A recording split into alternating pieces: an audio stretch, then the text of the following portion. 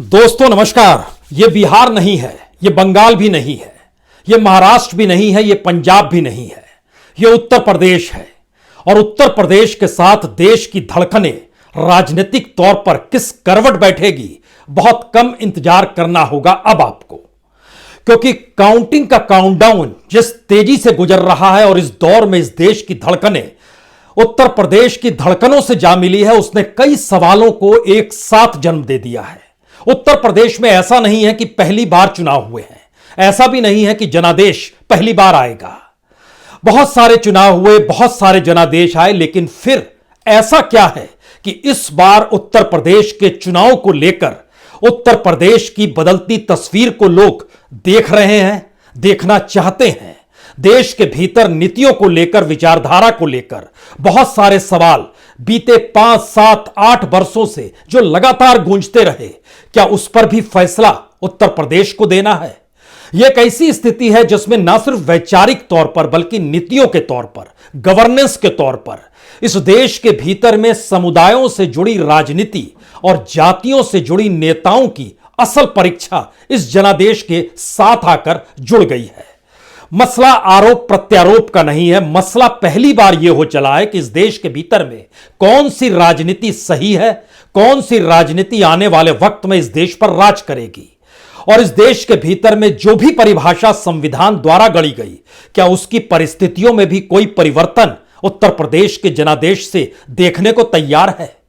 यह एक ऐसी स्थिति है जिसमें पहली बार किसी राज्य के चुनाव का असर भारत की राष्ट्रीय राजनीति पर न सिर्फ पड़ेगा बल्कि अंतर्राष्ट्रीय तौर पर भी आपको उसकी हलचल सुनाई देगी। यह एक ऐसे चुनाव का जनादेश है जिसके आश्रय एक ऐसी परिस्थिति जन्म ले चुकी है जहां पर इस देश में छत्रपों को खत्म होना है या छत्रपों की मौजूदगी का एहसास इस देश में बरकरार रहेगा, यह भी तय होना है। यह भी तय होना है कि दरअसल जो मंदिर और जो आरक्षण की राजनीति थी, उसके बीच में कोई अगर राष्ट्रीय पॉलिटिकल पार्टी खड़ी हो जाए और उसके साथ मंडल की राजनीति करने वाले या उससे प्रभावित तबका भी अगर उसी राष्ट्रीय राजनीति की रौ में बह जाए, तो फिर मंडल की राजनीति का अंत निश्चित है। तो क्या एक ऐसे चुनाव को लेकर इस देश की धड़कनें बढ़ी हुई हैं जिन धड़कनों को गिन पाना शायद किसी के लिए भी मुश्किल हो चला है? दो सवाल बहुत साफ हैं। अखिलेश चुनाव हार गए या समाजवादी पार्टी चुनाव हार गई तो यकीन जानिए अखिलेश का कैरियर खत्म। अगर योगी आदित्यनाथ यानी बीजेपी चुनाव हार गई तो यकीन जानिए योगी आदित्यनाथ का कैरियर खत्म। अखिलेश चुनाव जीत गए तो फिर राष्ट्रीय राजनीति में समाजवादी पार्टी का पदार्पण और समाजवादी पार्टी के आश्रय इस देश में परिवर्तन की एक हवा आप 2024 तक लगातार गुंजा सकते हैं। इस दौर में गुजरात भी आएगा, उसका भी चुनाव आएगा, छत्तीसगढ़, राजस्थान, मध्य प्रदेश और कर्नाटक के भी चुनाव आएंगे। लेकिन अगला सवाल यह है कि अगर योगी आदित्यनाथ जीत जाते हैं तो फिर योगी आदित्यनाथ शायद एक झटके में नरेंद्र मोदी के समकक्ष आकर क्या खड़े हो जाएंगे? और जिस भगवा राजनीति को वो लगातार उठाने की कोशिश कर रहे हैं, आरएसएस ही नहीं बल्कि सावरकरवाद और गोडसेवाद को भी एक ऐसी हवा मिलेगी जो आने वाले वक्त में भारत के भीतर कई सवालों को नए सिरे से जन्म देगी। तो आइए, हमें लगता है जरा सिलसिलेवार तरीके से इन तमाम परिस्थितियों को परखने की कोशिश कर लीजिए। यह परखना इसलिए जरूरी है क्योंकि आपकी सांसें हिंदुस्तान में राजनीति के आश्रय चलती है। आपकी धड़कनें इस देश में सत्ता परिवर्तन और सत्ता बदलाव या फिर चुनाव के आश्रय ही रेंगती है। तो इन परिस्थितियों को परखने से पहले एक एक चीज को परखने की कोशिश करने की जरूरत है। हम लोग एग्जिट पोल की रौ में बह नहीं जाएंगे। हम ईवीएम को लेकर भी कोई सवाल उठाने की कोशिश नहीं करेंगे, लेकिन जो कुछ जमीन पर होते रहा उन सवालों के आश्रय जरा इन धड़कनों को महसूस करेंगे कि कल के बाद किस तरीके से उत्तर प्रदेश की राजनीति, इस देश की राजनीति, इस देश की वैचारिक परिस्थितियां, इस देश की गवर्नेंस की स्थितियों में क्या वाकई कोई बहुत बड़ा परिवर्तन आ जाएगा?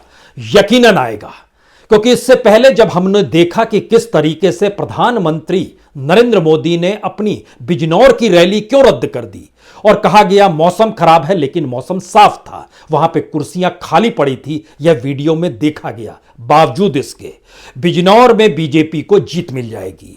सहारनपुर में जब कुर्सियां खाली और जो प्रधानमंत्री का भाषण था, उन सब के बावजूद भी वहां पर भी बीजेपी को जीत मिल जाएगी। जो बीजेपी दावा कर रही है या एग्जिट पोल जो दिखला रहा था, उसके अक्स तले इन चीजों को हल्का महसूस कीजिए, क्योंकि लगभग 27 जगहों पर गांव के लोगों ने उन उम्मीदवारों को खदेड़ दिया जो कि सत्ता पक्ष के उम्मीदवार थे।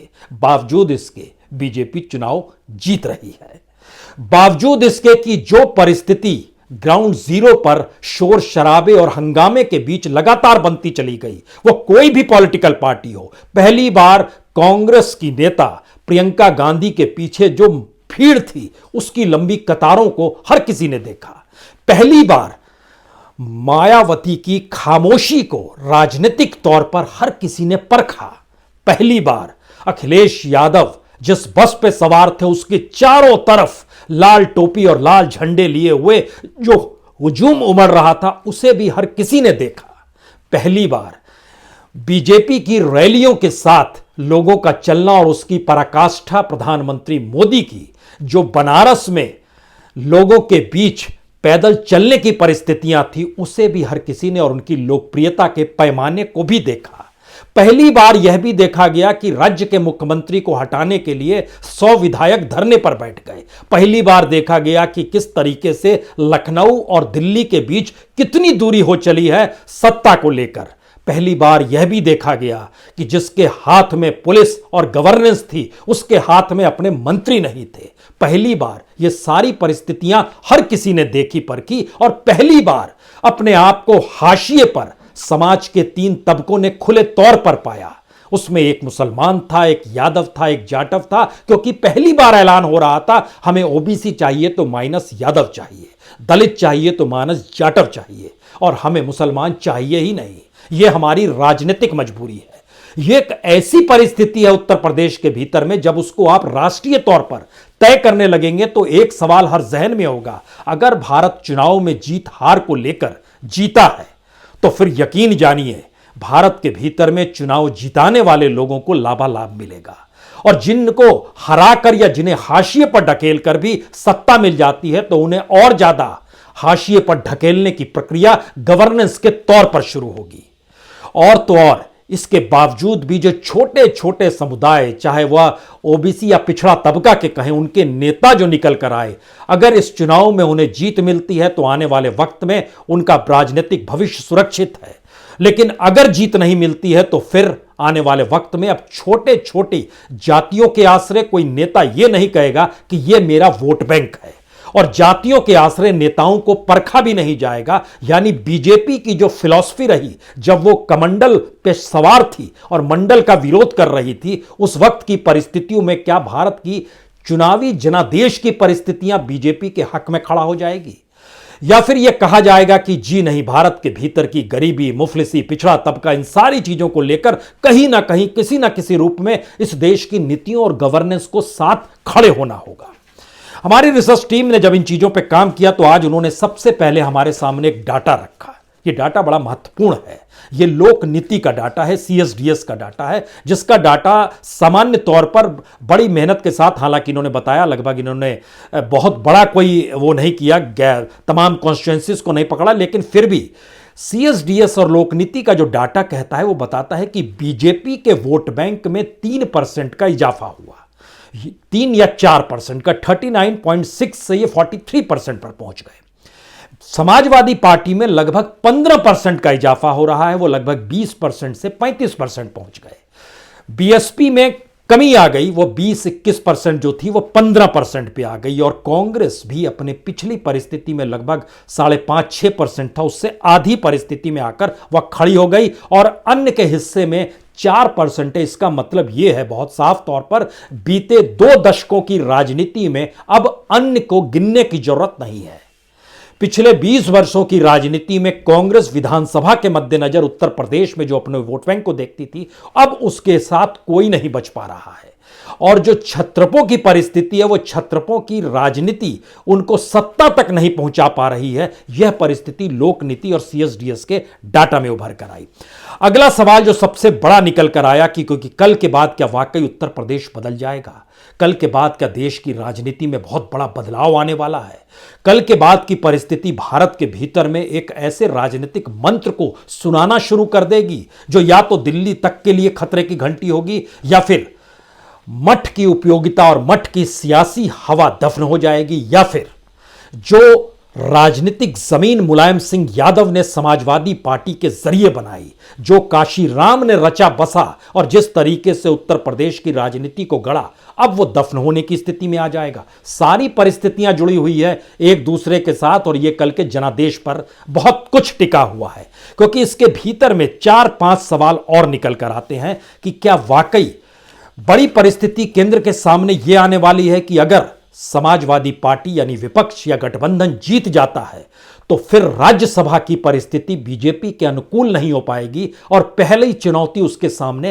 राष्ट्रपति को लेकर आ जाएगी, क्योंकि इस वक्त राज्यसभा के भीतर भी 245 में से 8 सीटें तो खाली पड़ी हैं और माना यह जा रहा है कि अप्रैल से अगस्त तक के बीच में 70 सीटों पर चुनाव होना है, जिसका असर इन्हीं राज्यों से पड़ने वाला है जहां से नए नए लोग राज्यसभा में भेजे जाएंगे। उत्तर प्रदेश की 11 सीटें हैं, उत्तराखंड की 1 सीट है, पंजाब की 2 सीटें, ये सारी चीजें मायने रखती है।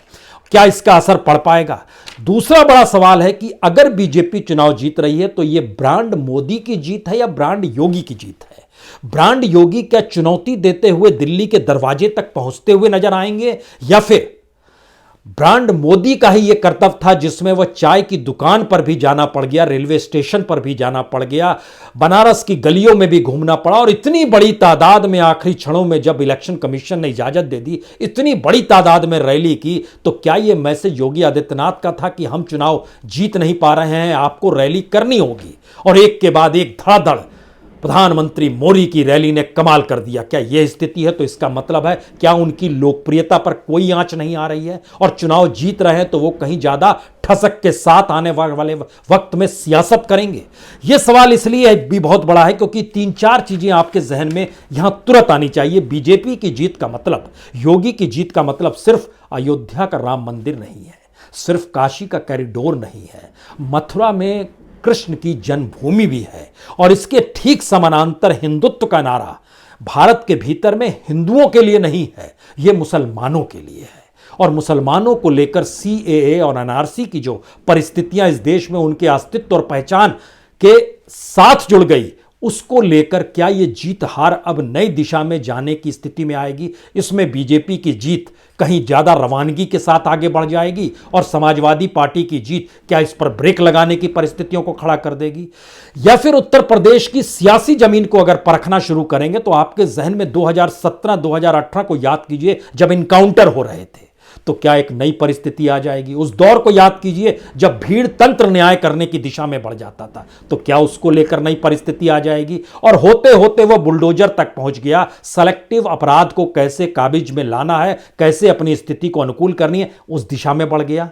या फिर जो अंसारी का जिक्र होता था, आजम खान का जिक्र होता था, यह एक नई परिस्थिति में बीजेपी के जीत के साथ कहीं एग्रेसिव वे में निकल कर आने वाली है, क्योंकि मैसेज यह है कि भारत की अपनी इकोनॉमी सबका पेट नहीं भर सकती है, कुछ का पेट खाली रखना होगा और उसकी एवज में दूसरों का पेट भरना होगा। एक सवाल यह है। दूसरा सवाल, इसमें आप कॉरपोरेट को भी देख सकते हैं और एमएसएमई को भी देख सकते हैं, लेकिन दूसरा सवाल यह है कि जो भी जरूरतें चाहिए इस देश के लोगों को, उन जरूरतों में जब आप एक असमान परिस्थितियों को खड़ा करते हैं, और उत्तर प्रदेश जैसी जगह पर जहां पर बुंदेलखंड की सामाजिक आर्थिक परिस्थिति बिल्कुल अलग है, पश्चिमी उत्तर प्रदेश की बिल्कुल अलग है, पूर्वांचल की बिल्कुल अलग है, उसके भीतर भी आपने एक लौ की तरह, एक धागे की तरह राजनीतिक तौर पर बीजेपी ने क्या सबको पिरो दिया?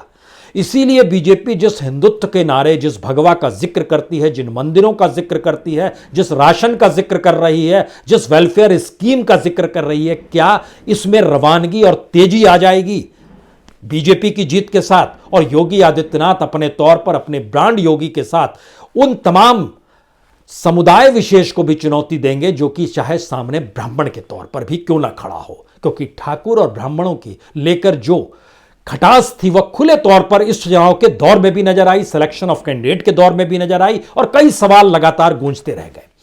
लेकिन अगला सवाल उससे कहीं बड़ा है कि अगर दूसरी तरफ आप चले जाते हैं और इसके साथ इस देश की परिस्थिति को जोड़ते हैं तो आपके जहन में तुरंत सवाल आने चाहिए, क्या इस देश के भीतर में करवट लेती आर्थिक परिस्थितियां भी इंतजार कर रही है कि उत्तर प्रदेश में क्या होगा? क्योंकि सबको पता है इस देश में डिसइन्वेस्टमेंट जिस तेजी से पीएसयूज का यानी सार्वजनिक उपक्रमों का हुआ है उसमें तेजी आने वाली है।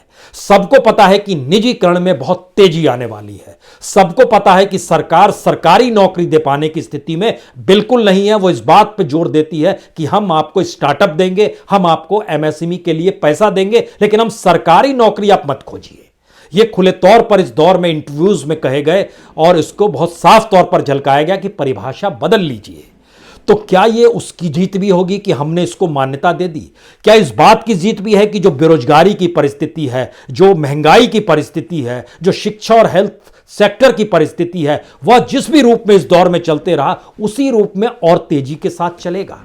ये सवाल इसलिए बड़ा महत्वपूर्ण है क्योंकि ये सारे सवाल उन शहरों को प्रभावित करते हैं जो शहर अपने आप को मानते हैं कि वह लोकतंत्र चाहते हैं। शहर से निकलती हुई परिस्थितियां गांव तक जाते जाते लोकतंत्र की परिभाषा भी नहीं खोज पाती है और यह उत्तर प्रदेश का सच है। तो क्या उत्तर प्रदेश के ग्रामीण इलाकों को बीजेपी ने अपने तौर पर इसी मंत्र के आश्रय पकड़ा, जहां पर आप लोकतंत्र को पहल के तौर पर मत देखिए क्योंकि शहरों में आपका पेट भरा हुआ है, शहरों में आपके पास तमाम इलेक्ट्रॉनिक सुविधाएं हैं, शहरों में आप देश दुनिया से जुड़ जाते हैं, शहरों में आप उस मेंटल एस्पेक्ट में आ जाते हैं जहां पर टेलीविजन पर जब हम चलाते हैं बहस मुआइस तो आप उसमें फंसते हैं और नहीं फंसना चाहते हैं। इस बीच के भीतर में आप डोलते रहते हैं। लेकिन गांव में यह स्थिति नहीं है। गांव में कानून का राज का मतलब कुछ और होता है और इन सब के ऊपर लेप जो है वह कहीं ना कहीं वाकई क्या उस लेप के आश्रय बीजेपी, संघ परिवार और अपने तौर पर सावरकरवादी चल रहे थे कि एक हिंदुत्व की सोच है ये, इसकी भी परीक्षा होनी है इस जनादेश में। लेकिन इसके समानांतर अगर अखिलेश यादव जीत जाते हैं तो क्या निजीकरण पर ब्रेक लगेगा? क्या महंगाई जिस दिशा में बढ़ रही है सरकार सोचने के लिए विवश हो जाएगी कि अब जो कॉरपोरेट के हाथों में सब चीज सौंपा जा रहा है उसका असर पड़ेगा? क्या शेयर मार्केट क्रैश कर जाएगा? लोग समझने लगेंगे कि परिस्थितियां बदलने लगी है। क्या इस दौर के भीतर में सरकार की जो नीतियां वेलफेयर स्कीम के तहत और उसके प्रचार प्रसार को लेकर ज्यादा रही, क्या उस पर भी कोई आंच आएगी? क्या जो किसान सम्मान निधि का सवाल था उसके ऊपर वह 3 बड़े कानून और कॉरपोरेट के हाथ में किसानों की जमीन देना या कॉरपोरेट के हाथों में भंडारण की परिस्थिति देना या कॉरपोरेट के जरिए कानूनी रास्तों में अड़चन ना आए, इसको लेकर परिस्थितियों को पैदा करना और मंडी के समानांतर खुले बाजार व्यवस्था, जिसके पास पैसा है वो अनाज खरीदे, जैसे मन चाहे वैसे बेचे, इस दिशा में चीजें बढ़ जाएंगी। ये सारे सवाल हैं। इसीलिए उत्तर प्रदेश का चुनाव बड़ा महत्वपूर्ण हो चला और इस महत्वपूर्ण चुनाव के अक्स तले 3-4 बातें और जरा समझने की अब कोशिश करने की बहुत आवश्यक है। क्या वाकई ये माना जा सकता है कि उत्तर प्रदेश आवारा पशुओं से इतना परेशान हो गया कि वो सत्ता पलट दे? क्या वाकई उत्तर प्रदेश जो राशन मिल रहा था उस राशन पर जो तस्वीर थी प्रधानमंत्री मोदी और राज्य के मुख्यमंत्री योगी से, उससे इतना प्रभावित हो गया कि वो बीजेपी को जिता दे?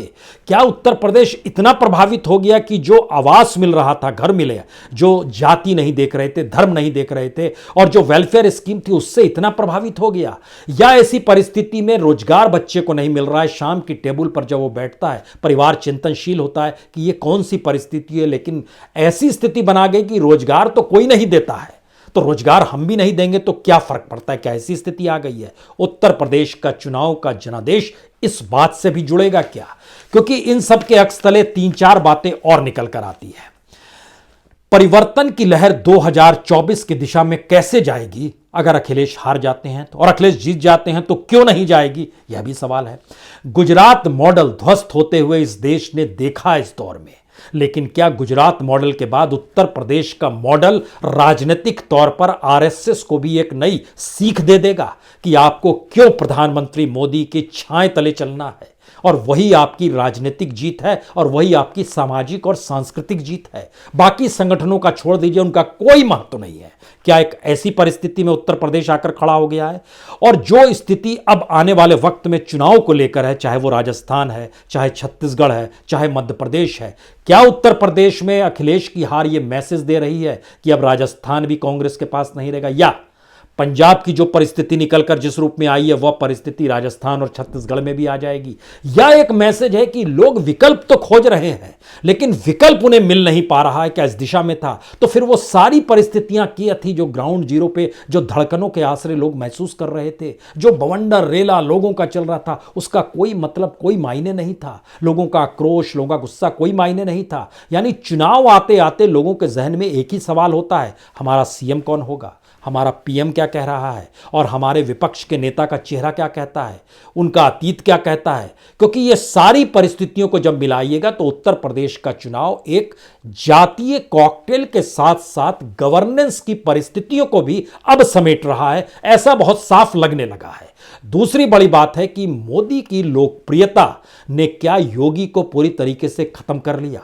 और ये चुनाव के भीतर में दो सवाल निकल कर आ गए। अगर बीजेपी 200, 220, 25 तक अटकी रही तो फिर बीजेपी के भीतर से कुछ सवाल होंगे, तब आपने योगी आदित्यनाथ को सीएम क्यों बनाया था?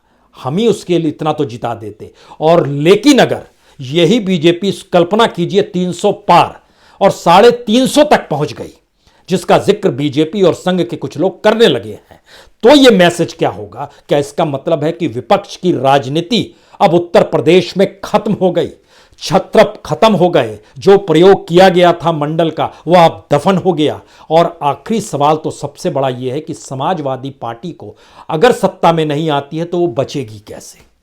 उसको कैसे पाल पोस कर अगले 5 साल तक जिंदा रख पाएंगे संगठन के तौर पर अखिलेश यादव? और जीत जाते हैं तो बीजेपी के भीतर का जो बवाल है वो बवाल इतना बड़ा होगा जिसको संभालने के लिए दिल्ली के सामने भी कई चुनौतियां आ जाएंगी।